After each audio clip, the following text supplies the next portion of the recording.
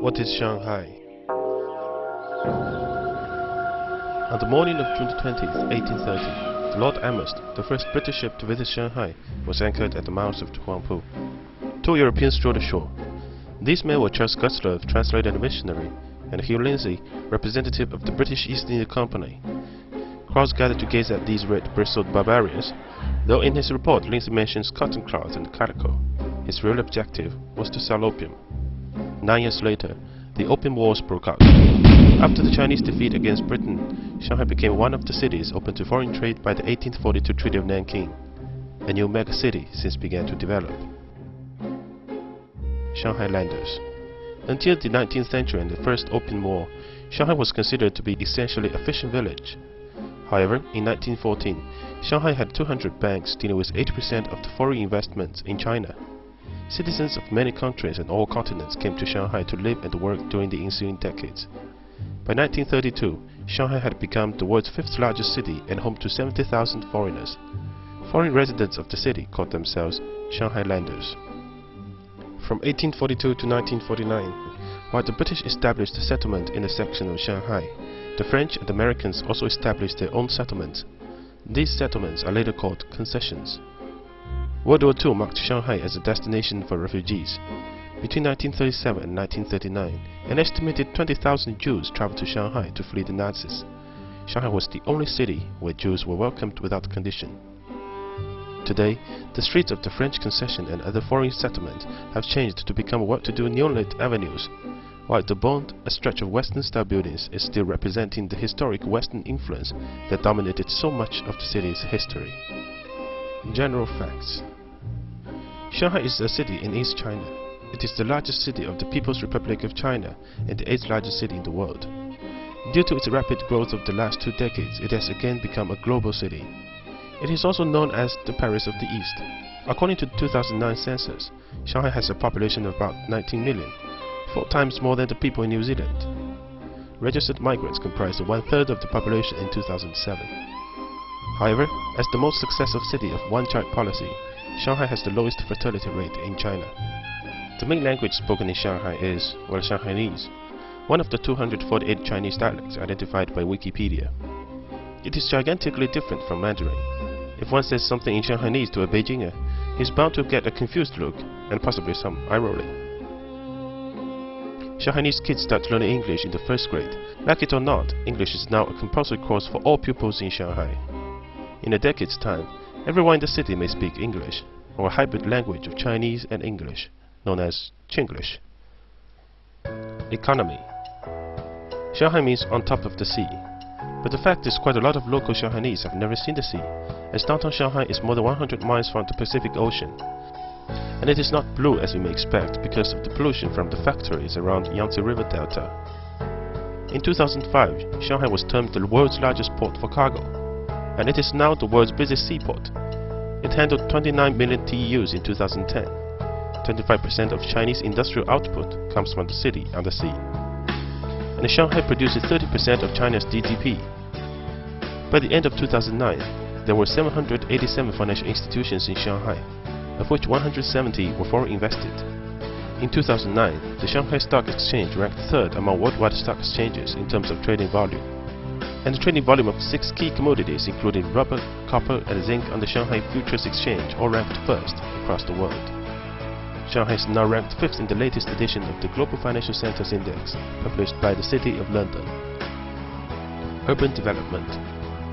One uniquely Shanghainese cultural element is the Shikumen residences, which are 2 or 3-story townhouses. The Shikumen is a cultural blend of elements found in Western architecture with traditional Chinese architecture and social behavior. Today, many of the areas where classic Shikumen stood have been redeveloped for modern Shanghai, with only a few areas remaining. During the 1990s, Shanghai had the world's largest agglomeration of construction cranes. Since 2008, Shanghai had boasted more freestanding buildings above 400 meters than any other city. The Shanghai World Financial Center is currently the 3rd tallest building in the world. In the future, the Shanghai Tower, slated for completion in 2014, will be the tallest in China. Meanwhile, Shanghai is sinking at a rate of 1.5 cm a year.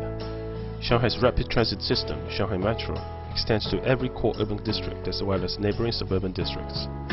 As of 2010, there are 12 metro lines, 273 stations, and over 420-kilometer tracks in operation, making it the longest network in the world. And the Shanghai Megalo train linking the airport to the city center since 2004 is the world's fastest passenger train, reaching a maximum cruising speed of 431 km per hour.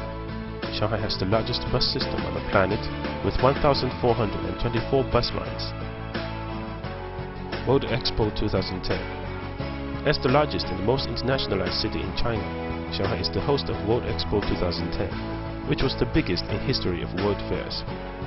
It also had the largest exhibiting area in World Expo history, 5.28 square kilometers, larger than 2 Monaco cities combined. By the end of the expo, over 73 million people had visited, and 250 countries and international organizations had participated. On October 16, 2010, the expo set a single-day record of having over 1 million visitors enter the exhibition that day. Arts and sports. Shanghai was the birthplace of Chinese cinema and theater. Shanghai's film industry went on to blossom during the early 1930s, generating Marilyn Monroe-like stars such as Zhou Shan. Another film star, Jiang Qin, went on to become Madame Mao. Many aspects of Shanghainese popular culture were transferred to Hong Kong by the numerous Shanghainese immigrants and refugees after the Communist Revolution. The movie The Mood for Love, which was directed by Wong Kar-wai, who is a native Shanghainese himself, depicts the nostalgia for that era. Shanghai is also the hometown of many outstanding and well-known Chinese professional athletes, such as the basketball player Yao Ming and the 110 meters hurdler Liu Xiang. Food. Shanghai cooking is said to be the sweetest in China. They consume more sugar than any other part of China. Shanghai's favorite delicacy is hairy crabs.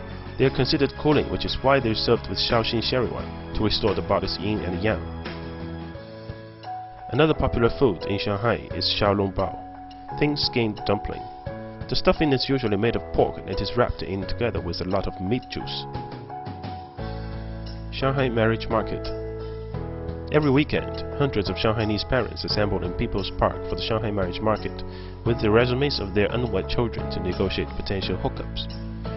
The crowds of them jostle and chatter, the bushes around filled with papers and advertising height and weight, salary and education of their children. Moreover, Shanghai is the most expensive city in China to get hitched, with the average cost of a wedding $30,000, not including the often required apartment and the car. Some attribute the rising cost to the Shanghainese obsession with face and impressing guests. According to a study from the University of Kent, in 10 years, China would have approximately 24 million unmarried Chinese men who cannot find wives. That's more than the current female population of Taiwan and South Korea combined. Shanghainese stereotypes. Firstly, born and bred in such a megacity, Shanghainese are naturally characterized by their consumerist, stylish, and fashion-oriented mentality. They have a highly developed commercial sensibility, like the ability to bargain. Sometimes it goes to such an extreme that they get known across the nation for being overly shrewd and even snobbish, while Shanghainese people regard it as just calculating whatever they deserve. Like most inhabitants from big cities, Shanghainese are widely known to be disdainful of people from other parts of the country. Whether one is from Beijing or Guangzhou or other area of China, he is probably seen as odd or less civilized, and certainly not welcomed by some old generation. It is not a problem for young Shanghainese though, as they grow up meeting different people from all over the country. Arguably, the most important stereotype of all, Shanghainese are extraordinarily westernized, proud of having an acute and receptive sensitivity to foreign ideas, attitudes, styles, and opinions. Shanghai women are known throughout the country not only for their peerless elegance, but also for their careerism, independence, and strength of will. The city's men, correspondingly, are famed for their ready acceptance of female emancipation, along with their gentleness, marital pliability, and child-mindedness. On the other hand, they are sometimes seen as cowardly or sissy, as they are less likely to get involved in violent incidents. After all, thanks to the fact that they are family-oriented, romantic, and nice to ladies, they are widely considered to be ideal husbands. Shanghai, with its astoundingly low levels of violent crime and its confident professional women, has a distinctively feminine reputation, self-image, and atmosphere.